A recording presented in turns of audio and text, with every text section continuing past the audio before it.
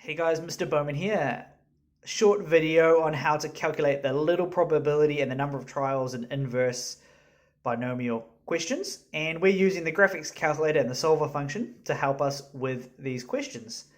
So first step, you're in your main function. We're wanting to go to the equation mode, which is number 8. And then once we're in the equation mode, we want to go into solver, which is F3. What comes up is your previous question and your previous answer. So obviously you'll need to change those, and then you'll right click into your question and you'll click AC to clear all that, and you'll be able to type in the question that we're interested in.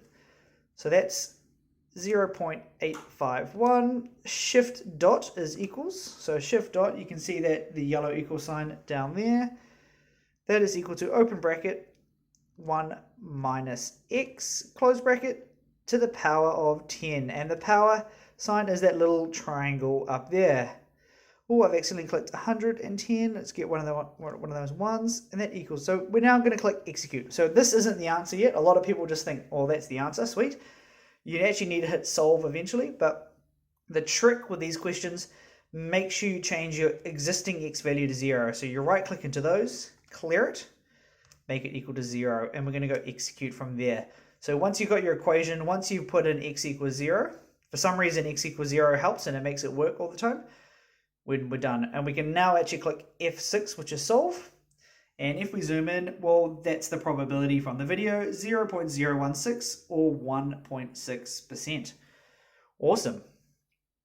So let's now have a look at question 2 when we're trying to calculate the number of trials. So if you're wanting to go back and do another calculation, just push this repeat button and it brings you back to where you were.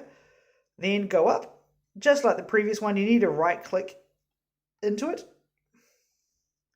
So right click into your equation, clear it all, and then you can enter in what you're looking at. So we're looking at 0.9 is equal to 0.984, in this case to the power of x, because the powers are unknown trial. So we're going to click execute. We're going to go into x and we're going to change that to 0. So clear all that, 0. Again, don't know why the x equals 0 trick works, but it does. And then we're going to click solve.